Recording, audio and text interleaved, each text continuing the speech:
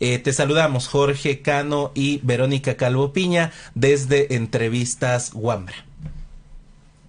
Buenos días, Jorge y Verónica. Buenos días, amigas y amigos de Wambra Radio. Bueno, desde la colectiva de antropólogas del Ecuador y la red de antropología, nosotros agradecemos esta entrevista y también les queremos expresar nuestra preocupación por el clima de racismo que se ha implementado en los últimos días. Realmente se puede encontrar en las redes sociales mensajes de odio que incitan a la violencia y no es de parte del movimiento indígena.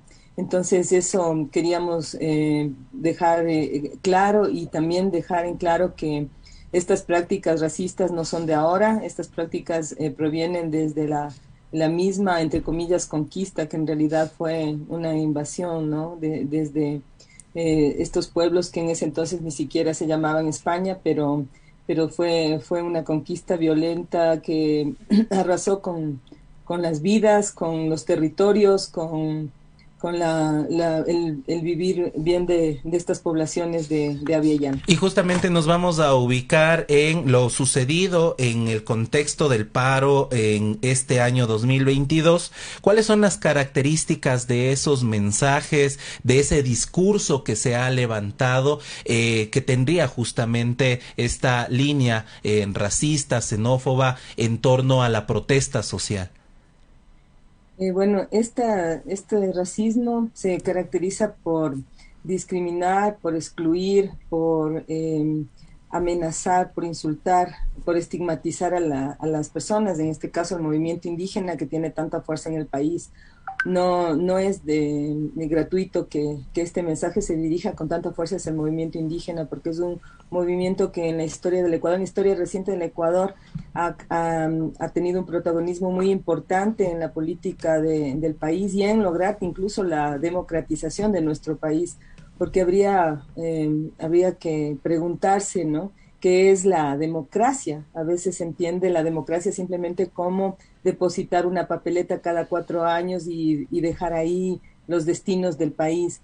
El movimiento indígena ha sido un movimiento en el que ha logrado detener procesos de privatización, procesos de pauperización de la población en general, no solamente los indígenas. Entonces este racismo va dirigido hacia el movimiento indígena por esa fuerza, por ese empuje que tiene y para realmente descalificarlos.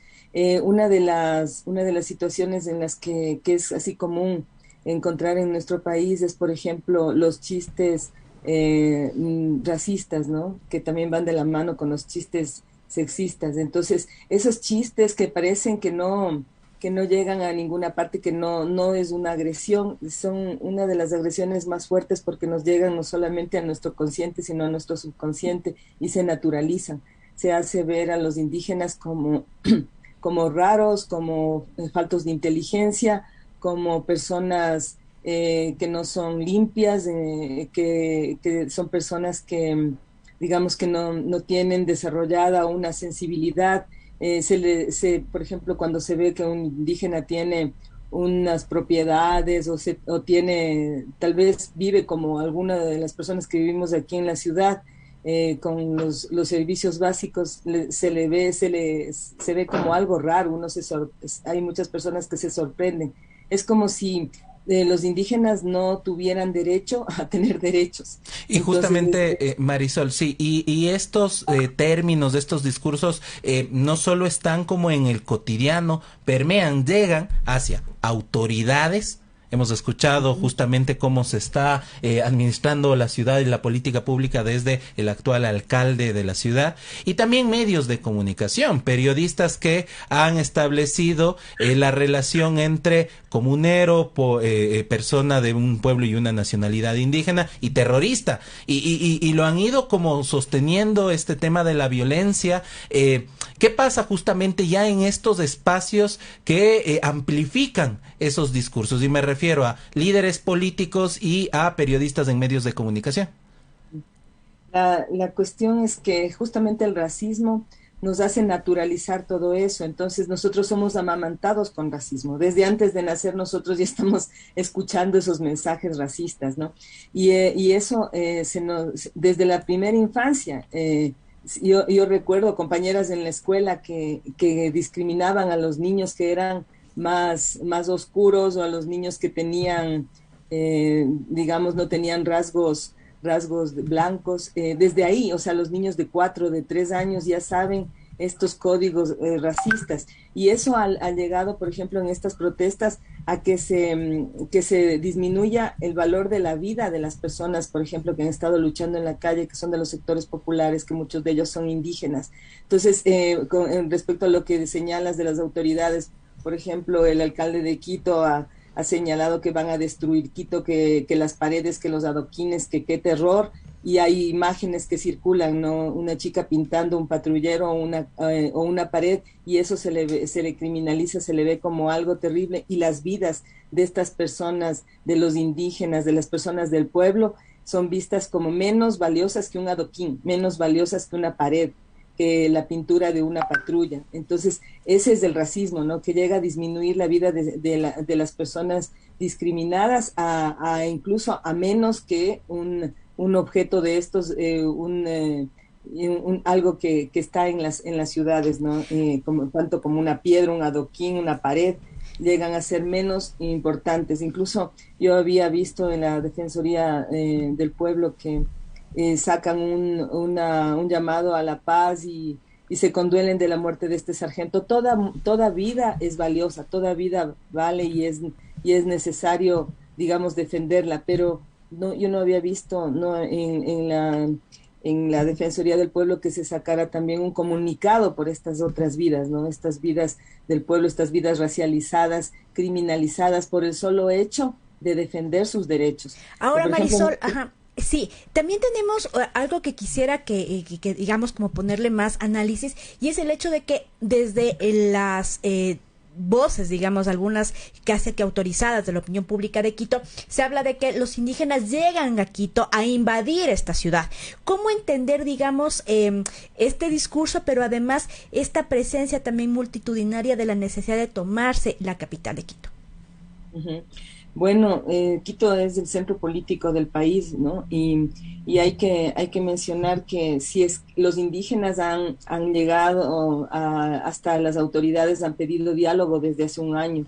Luego insistieron 2 veces más en el diálogo en el año pasado y no hubo resultados. Y es también esta práctica racista del Estado, cuando los pueblos indígenas, el pueblo afro pide, digamos, sus derechos, o incluso la población empobrecida del país pide algo, las autoridades son de oídos sordos.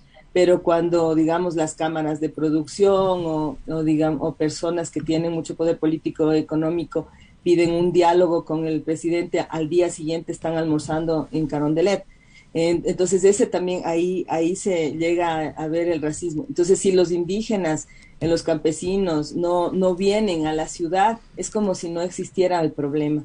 Por ejemplo, en muchos grafitis se ve, te falta páramo, ¿no es cierto? Te falta selva. Eso, ¿qué quiere decir? Que muchas personas de nuestro país viven en las ciudades y no salen de ahí. A lo mejor hacen turismo un día o 2 días, pero no llegan a entender las necesidades de las poblaciones. Por ejemplo, en nuestra práctica como antropólogas y antropólogos, nosotros visitamos las comunidades de costa, sierra, Amazonía, y vemos las necesidades, comunidades donde se extrae petróleo, de donde sale la principal fuente de recursos del país. Son comunidades donde no tienen agua, donde si tal vez la gente se organizó para hacer agua entubada, el agua sale color a chocolate, donde hay una serie de parásitos de por medio, donde no tiene servicios básicos. Ahora, siglo XXI, 2022, en las comunidades, tú no tienes un servicio higiénico, no tienes alcantarillado, no tienes agua potable, no tienes una escuela digna. Tienes una escuela, por ejemplo, con un profesor para 7 grados. ¿Cómo estudian los niños y las niñas? ¿Qué van a aprender cuando un profesor tiene que pasarse 1 hora con cada grado? Los niños están perdiendo tiempo, no tienen las suficientes destrezas luego para ir al colegio, luego no pueden entrar en la universidad, que era una especie de puerta de escape a la pobreza. Entonces, estas comunidades vienen acá a visibilizar el problema en Quito, porque, digamos, el Estado está construido de una manera en que estas presencias mayoritarias no se notan, este aporte que estas comunidades hacen para el país, no solamente en estos de los recursos naturales, entre comillas, sino también en su trabajo. ¿Quiénes son los que nos alimentan a las personas que vivimos en la ciudad? Ahora hemos visto con el paro.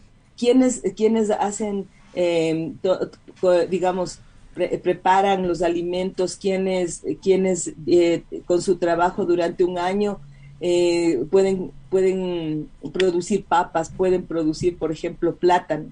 Y imagínense, mínimamente les cuesta $15 producir, y hay un momento en el que se baja la producción y les compran a $2, a $1 las papas que les costó $15. Los plátanos, por ejemplo, en la Amazonía, casi un año dura estos verdes que les conocemos, ¿no? Estas grandes, estas cabezas de verde. Y ellos tienen que salir atravesando, por ejemplo, en la comunidad que yo conozco en Pastaza, tienen que salir 3 horas en canoa, 3 horas en bus, y para vender un verde que te dan $7, que has tardado un año en producir. Entonces tienes que pagar el pasaje, que se encareció, tienes que pagar el pasaje también del producto que estás llevando, y entonces esta subida de los pasajes, que para algunos dicen no es nada, solamente es para las gasolinas de los carros de alta gama. No es así. O sea, esta subida que se hizo a la gasolina extra, al diésel, eso ha incidido terriblemente en las poblaciones indígenas. Por eso cada vez están más precarizados, más empobrecidos. En las comunidades indígenas, por ejemplo, en la Amazonía, se come 1 o 2 veces al día. Así de terrible es la cosa. Y entonces, sí, justamente... el hecho de Sí, justamente argumentos, disculpa por interrumpirte, Marisol, justamente argumentos necesarios para entender la complejidad de la movilización social, y creemos, porque a veces se minimiza y se establece justo como términos solo de confrontación entre actores políticos, cuando son las comunidades, y se ha hablado en estos días, se ha develado algo que está ahí presente, los niveles de desigualdad y cómo ha incrementado esa desigualdad en el país. Finalmente, para cerrar la entrevista, la posición de la Red de Antropología Ecuatoriana en este seguimiento que se están dando también de los diálogos, de la apertura a escuchar justamente la movilización social, que además es un derecho constitucional en Ecuador. ¿Qué le tienen justamente ustedes desde este seguimiento que le dan a la movilización social que decir al país? Sí, bueno, nosotros estábamos muy preocupadas por la falta de diálogo, pero también tenemos que decir que el diálogo se construye en equidad, en condiciones dignas y en condiciones de respeto. Por ejemplo, con un estado de excepción tú no puedes dialogar, es como que te pusieran una pistola en la cabeza para que tú puedas conversar. Es imposible, eso no es diálogo.